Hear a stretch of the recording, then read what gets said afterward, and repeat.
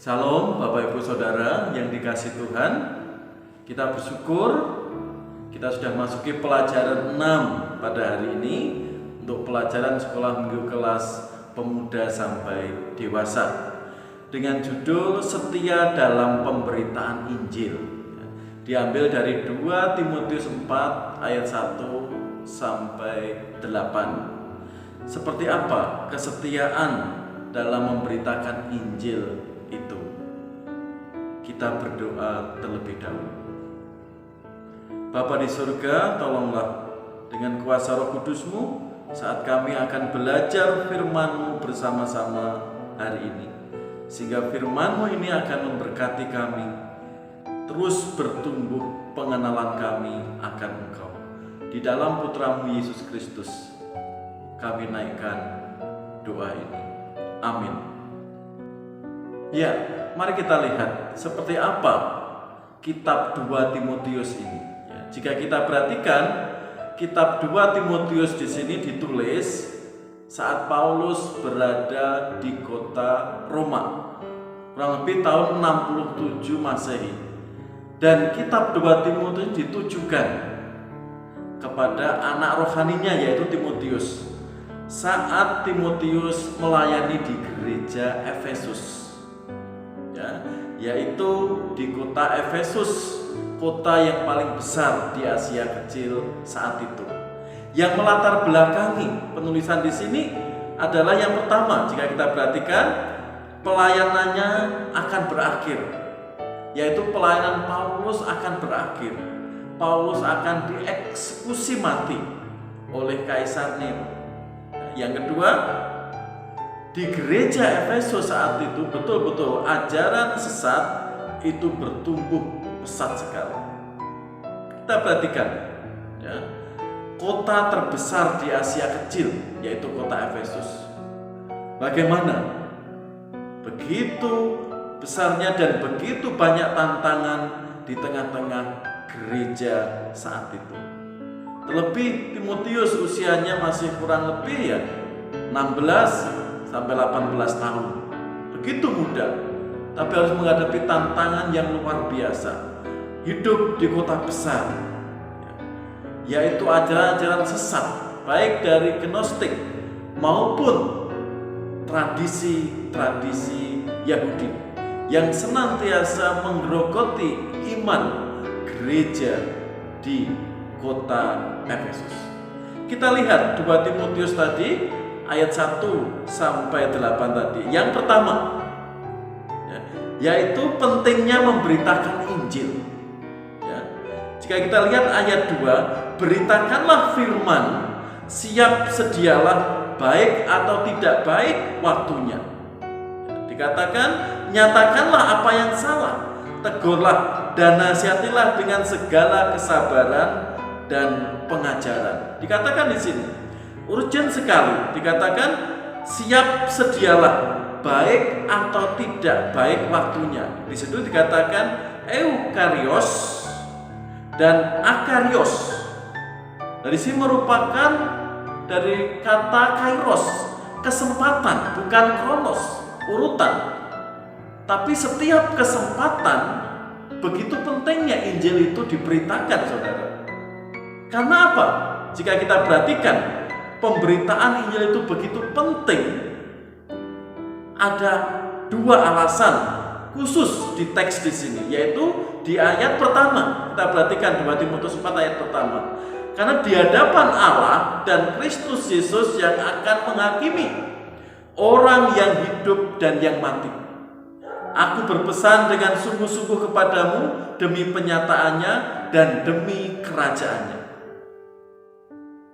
Injil harus diberitakan karena penghakiman orang hidup dan mati tadi di tangan kuasa Yesus Kristus. Dia yang sudah diberi otoritas oleh Bapa di surga, kuasa di surga dan di bumi di bawah kuasa Yesus Kristus. Semua orang harus mengenalnya. Karena itu pentingnya pemberitaan Injil. Setiap kesempatan, setiap saat di mana kita berada, melalui hidup kita, kejujuran kita, di sini Injil bisa diberitakan sehingga Kristus bisa dikenal. Mengapa juga begitu penting pemberitaan Injil? Perhatikan ayat 3 dan 4. Ya. Karena akan datang waktunya orang yang tidak dapat lagi menerima ajaran sehat, tetapi mereka akan mengumpulkan guru-guru menurut kehendaknya untuk memuaskan keinginan telinganya. Mereka akan memalingkan telinganya dari kebenaran dan membukakannya bagi dongeng. Di sini, kota Efesus kota yang terbesar di Asia Kecil. Karena itu banyak ajaran sesat tumbuh di situ, menggerogoti iman jemaat. Injil harus diberitakan. Jika kita perhatikan di pasal 2, ya, kitab 2 Timotius tadi, ayat 14 ayat 6, Bapak Ibu bisa melihat seperti apa ajaran sesat, omongan yang sia-sia sehingga menggerogoti iman jemaat di Efesus.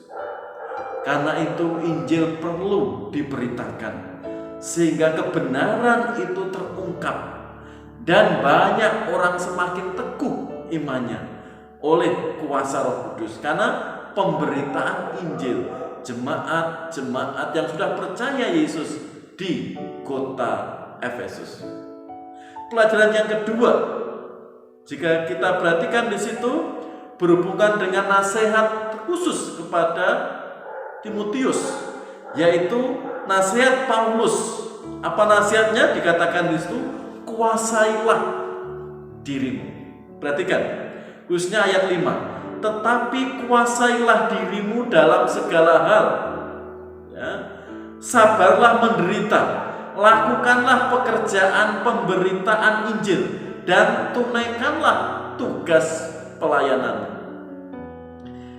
Ini nasihat khusus di tengah-tengah pemberitaan Injil yang begitu penting dan tantangan yang sungguh luar biasa yang dihadapi Timotius di gereja Efesus, yaitu kamu harus bisa menguasai dirimu. Ya, dikatakan di situ nepe en pasit.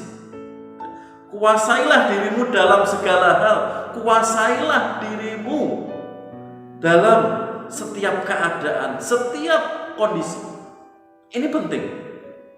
Kalau bisa menguasai diri, memanage diri di tengah tantangan yang luar biasa, meskipun Timotius masih muda, perlunya menguasai diri. Sehingga apa? Tantangan himpitan itu tidak menjebak dirinya, sehingga dia bisa terjatuh. Pentingnya penguasaan diri.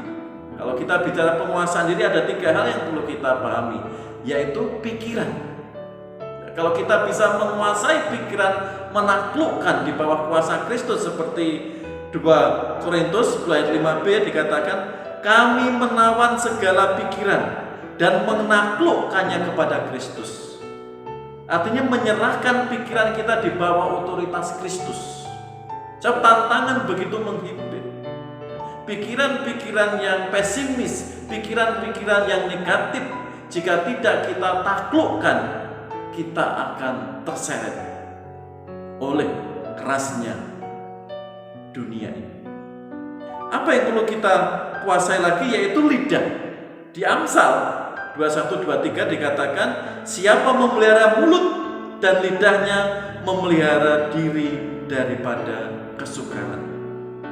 Kuasailah dirimu, menyangkut pikiran, menyangkut lidah kita. Jika lidah kita salah ucap dan kita tidak bisa menguasainya, apa yang terjadi? Itu bisa menjadi bumerang dalam hidup kita, dalam diri kita, bahkan keluarga kita atau saudara-saudara kita. Ada pepatah mengatakan, mulutmu adalah harimau. Karena itu menjaga lidah, mulut perlu bisa dimanage dengan baik. Ya, akhir-akhir ini begitu viral beberapa minggu, tidak bisa menjaga lidahnya, tidak bisa menjaga mulutnya, sehingga keluar kata-kata yang kasar. Saya bisa menghakimi sesamanya, sehingga jalur hukum yang harus ditempuh. Mulutmu harimau. Kalau sekarang juga di era medsos di sini, jempolmu juga bisa menjadi harimau. Mengapa? Karena kita kalau melihat berita, menyampaikan ulang, perlu juga harus bijak. Apalagi yang kita kuasai yaitu mata. Ya. Dikatakan mata adalah pelita tubuh. Jika matamu baik, teranglah seluruh tubuhmu. Jika matamu jahat, gelaplah seluruh tubuhmu.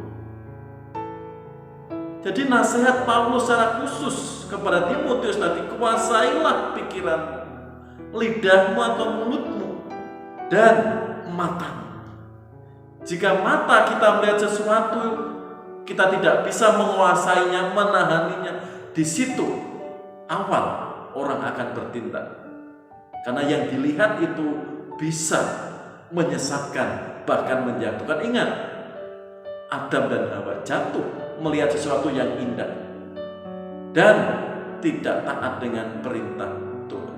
Ingat, Simson, karirnya, hidupnya hancur, tidak bisa menguasai matanya. Dia tersimpuk di kaki Delima. Karena itu nasihat Paulus kepada Timotius, kuasailah dirimu. Menyangkut pikiran, menyangkut lidah kita, mulut kita, atau mata kita. Sehingga di tengah-tengah tantangan gereja di Efesus yang begitu luar biasa, Paulus bisa menekan, memanage, sehingga dia tidak bisa ikut arus karena jiwanya masih muda. Karena itu dengan menguasai dirinya, pikirannya, lidahnya, matanya, salah satu benteng kita bisa mematahkan jerat tipu daya si iblis.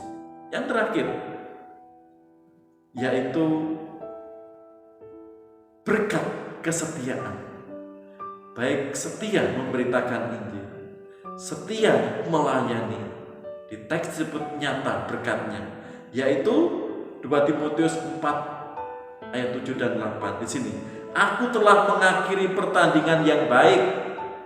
Aku telah mencapai garis akhir dan aku telah memelihara iman.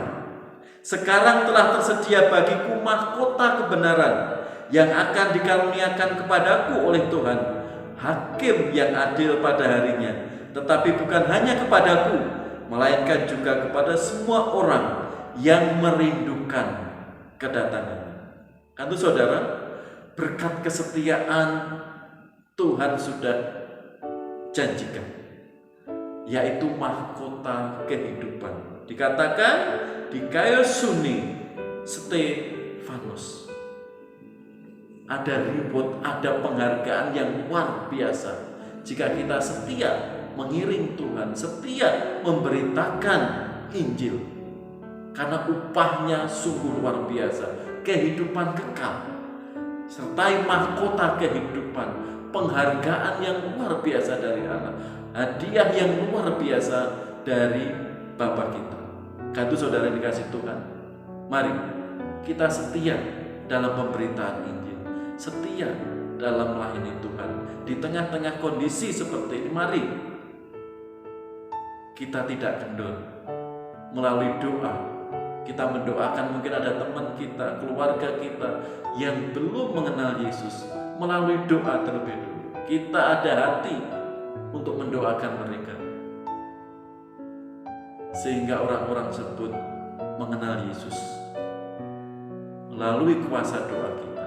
Tugas kita tugas kita mendoakan, menceritakan. Masalah orang itu percaya atau tidak, itu urusannya dengan Tuhan. Hanya di sana ada berkat yang sedang menunggu kita. Mari saudara, setia dalam pemberitaan Injil. Karena kita nggak tahu kapan kita dipanggil oleh Tuhan. Mungkin esok, mungkin bulan depan, tahun depan. Sehingga kesempatan kairos yang Tuhan sudah percayakan saat ini kita masih diberi napas, masih bisa menghirup udara, lebih kita juga sehat. Mari kita pakai memuliakan Tuhan, sehingga banyak mereka mendengar nama Yesus Kristus karena ialah satu-satunya juru selamat manusia. Mari kita berdoa. Terima kasih Bapa di surga, kebenaran firman-Mu hari ini boleh memberkati kami, karena Kau mengajarkan kami dalam setia memberitakan Injil. Kami juga menjaga diri kami di tengah-tengah dunia di sini, baik pikiran, lidah, mulut kami maupun mata kami. Dengan menguasai diri kami Tuhan, kami tidak masuk jerat atau tipu daya kuasa iblis. Dan kami sedang menanti mahkota kehidupan yang sudah Kau janjikan bagi kami. Biarlah semua yang kami dengar, kami lihat, semakin mendorong kami untuk kami semakin setia di dalam Engkau. Terima kasih Bapa. Kami menyerahkan setiap doa dan syukur ini di dalam Putra-Mu Yesus Kristus. Haleluya. Amin.